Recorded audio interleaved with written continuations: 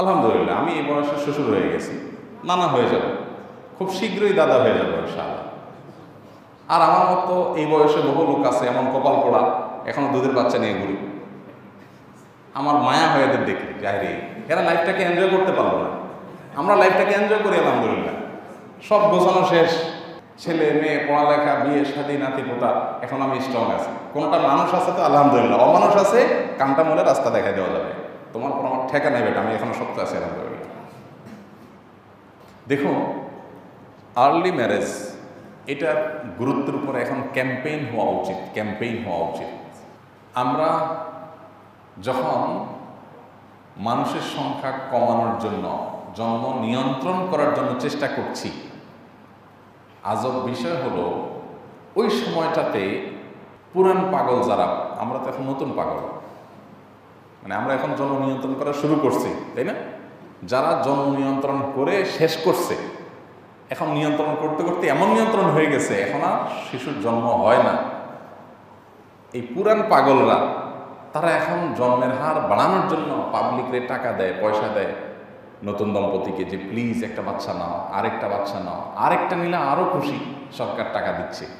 পৃথিবীর বেশিরভাগ উন্নত দেশগুলোতে এখন এই পর্যায়ে চলে গেছে, আমরা সবাই জানি, ওপেন সিক্রেট, সবাই জানি।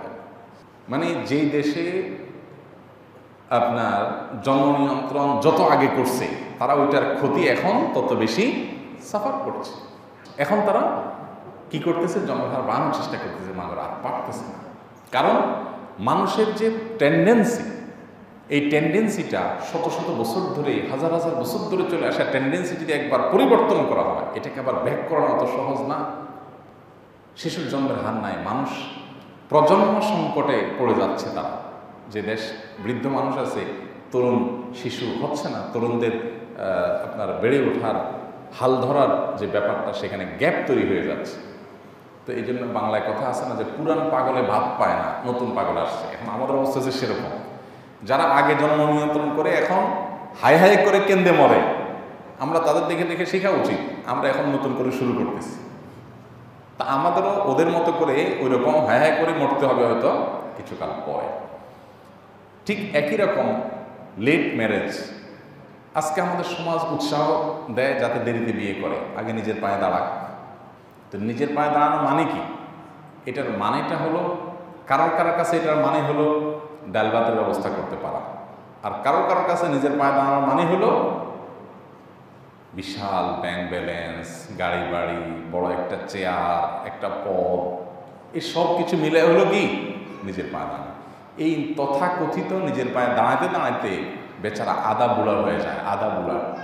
আদা বুড়া বলছে এই জন্য যে 30 মানুষের গড় আয়ু যদি 60-70 হয়, তো 30 বছর হলে কি হয়?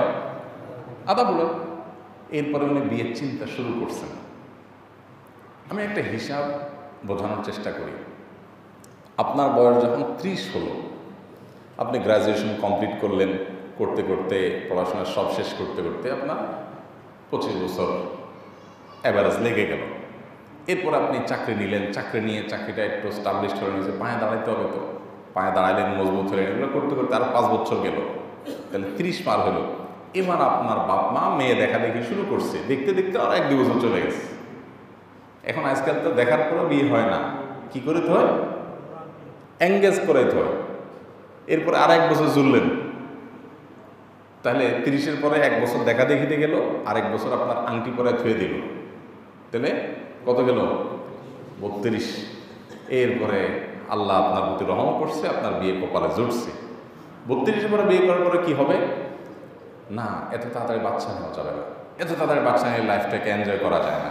দিলেন গ্যাপ 2 বছর, 3 বছর, 3 বছর পর আল্লাহ একটা বাচ্চা দিল, ততক্ষণ বয়স হলো 35। এই বাচ্চা আবার গ্রাজুয়েশন কমপ্লিট করতে তার কত বছর সময় লাগবে? প্রায় 25। মানে পড়াশোনা শেষ করতে লাগে যদি, তাহলে 35 আর 25 কত হলো? 60। এরপরে ছেলে চাকরি খুঁজবে, তাও চাকরি পাবে কিনা রেডি তো নাই, পেয়ে গেল টাইমলি মনে করেন, তাহলে 61 বছর বয়স আপনার যখন, তখন বাচ্চা মাত্র চাকরি শুরু করছে। আবার বাচ্চা তো বেশি নেবেন না, যেহেতু সুখী হইতে চান, ছোট সংসার সুখী সংসার, জগতের সবচেয়ে বড় মিথ্যা কথাগুলোর একটা। আপনি খোঁজ নিয়ে দেখেন তো, বেশিরভাগ বড় সংসারগুলো যাদের 7টা 8টা বাচ্চা, 9টা 10টা বাচ্চা, এদের দেখেন এদের সুখের শেষ নাই। কারণ বাচ্চা যখন 8টা 10টা হয়, ওই ধান ছিটার মতো এমনি 2-4টা মানুষ হয়ে যায়। আর যাদের থাকেই একটা, থাকেই 2টা, ওই একটা যদি কোনো রকম আল্লাহ না করো অমানুষ হয়, তাহলে এবার কই যাবে ওই চালা? আসিতে একটা বা 2টা। আর ওই যে আজকাল তো আবার কানাডা পড়াইতে হবে, আমেরিকা পাঠাইতে হবে, বিলেত পাঠাইতে হবে, আছে না? আসেই একটা 2টা পাঠাই দিয়েছেন বিলেত পড়াশোনা করে দেবেন, কারণ ভাবসাব ধরতে হবে। তা আপনার আম সালা সব শেষ। লেট ম্যারেজ করার কারণে আপনার 60 বছর পর্যন্ত সংসারে ঘানি টানতে হবে, কারণ ছেলে তো তখন কর্মক্ষম হয় না, পড়ালেখা করতেছে, তখন আপনার বয়স গেছে কত? 60। বাংলাদেশের মানুষ 60 বছর বয়সে কি হয়? পরিণত বুড়ো। পরিণত বুড়ো একদম, মানে পরিপূর্ণ বুড়ো হওয়া পর্যন্ত আপনি সংসারে ঘানি টানতেছেন, তখন ছেলে ইনকাম শুরু। এরপর ছেলে ইনকাম শুরু করার পর যদি ছেলে কোনো মেয়ের পালায় পড়ে তার হাত ধরে আবার না ভাগা দেয়, যদি ছেলে মানুষের জাত হয়, কুলাঙ্গার না হয়, যদি সে ঠিকমতো চাকরি পায়, বহু যদির পর আপনি একটু রেস্টের সুযোগ পাবেন, তাও 60 বছর ঘানি টানার পর। আর যদি আপনি 25-এর মধ্যে বিয়ে সেরে ফেলেন, 22-23 এই বয়সে বিয়ে সেরে ফেলেন, তাহলে আপনার বাচ্চা, আপনার 45 বয়স যখন, তখন দেখবেন বাচ্চা পড়াশোনার শেষ, মাশাআল্লাহ। আপনি এখনো শক্ত আছেন। আল্লাহ না করুক বাচ্চা যদি অমানুষ হয়, কানটা ধরে বাইর করে রাস্তা দেখা দিতে পারবে, কারণ আপনার এখনো কি আছে শুনলে। আর 60-এর পর যদি বলো অমানুষও হয়, বলবা ঠিক আছে বাবা তুমি যা বলো, কি আর করবো, আমি যাবো কই। লেট ম্যারেজের এবং আর্লি ম্যারেজের মধ্যে পার্থক্য হলো এরকম। তাহলে আর্লি ম্যারেজের ফজিলত বুঝে আসছে না? মুশকিল হলে এটা যুবকদের বোঝায় লাভ নাই, তো মুরব্বীরা তো বোঝে না। আল্লাহ মুরব্বীদেরকে হেদায়েত দান করো, ছেলে মেয়েদের বিয়ে দিতে যেন কারকন্দা না করেন, দেরি না করেন। ওই যে পশ্চিমাদের তালে পড়েন না, পশ্চিমারা আপনাকে উল্টা বুঝাবে, না না না আর্লি ম্যারেজ করা যাবে না, বুড়ো করে তারপর বিয়ে দিবা। আল্লাহ তাআলা আমাদেরকে বোঝার তৌফিক দান করুন। তো এই জন্য ভাই, যুবকদেরকে গুনাহের হাত থেকে বাঁচাবার জন্য, সমাজকে সুস্থ ধারায় প্রবাহিত করবার জন্য, সমাজকে অনাচার থেকে মুক্ত করবার জন্য, এবং যত রকমের আপনার ভ্রান্তি আছে যুবকদেরকে ভ্রান্তির পথে যে নিয়ে যাওয়া হয়, এগুলো থেকে বাঁচাবার জন্য সময় মতো বিবাহের কোনো বিকল্প সোজা কথা। এই জন্য গুনাহ থেকে বাঁচার জন্য এটা একটা স্থায়ী সমাধান।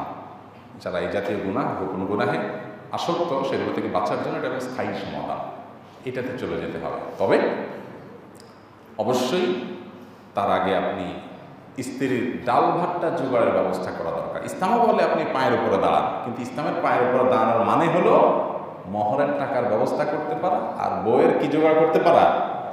ডাল ভাত। এখন আপনি বলবেন না আমি গোশ ভাত ছাড়া বিয়ে করবো না, তো বসে থাকেন 30 বছর বয়স পর্যন্ত। আর আমাদের মতো যদি সাহসী হন, তো আলহামদুলিল্লাহ উপযুক্ত হয়ে গেছেন। আল্লাহ তাআলা ওই যে ডাল ভাত জোগাড়ের ব্যবস্থা, আবার ডাল ভাতও নাই, ওই সময় বিয়ের জন্য কুরকুরা লাগে, সেটা তো হবে না। অনেক যুবক আছে যে বিয়ের জন্য কুরকুরা। আমি একবার পল্টনে হোটেল উদ্বোধন করতে গেছি, এক ছেলে তার বাপরে হাত ধরে আমার সামনে টেনে নিয়ে আসছে, আইসা বলে হুজুর এটা আমার বাপ, আমার বিয়ে করাইলে আপনি কিছু বলেন।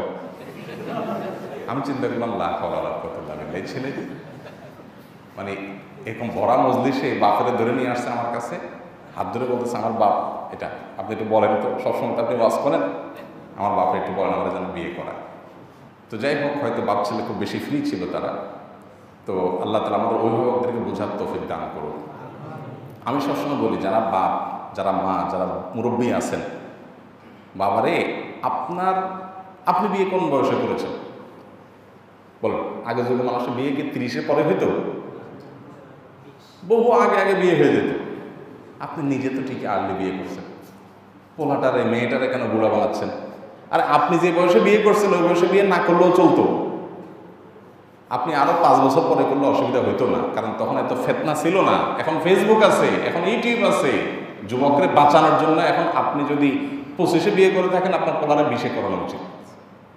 আপনি নিজেরটা তো, আপনার বাপ তো ঠিকই করছে, কিন্তু আপনি নিজে তো ঠিকমতো করতেছেন না। আল্লাহ আমাদের অভিভাবককে বোঝার তৌফিক দান করুন।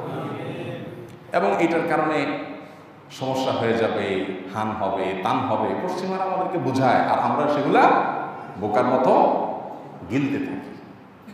আল্লাহ তাআলা সঠিকটা আমাদেরকে বোঝার তৌফিক দান করুন।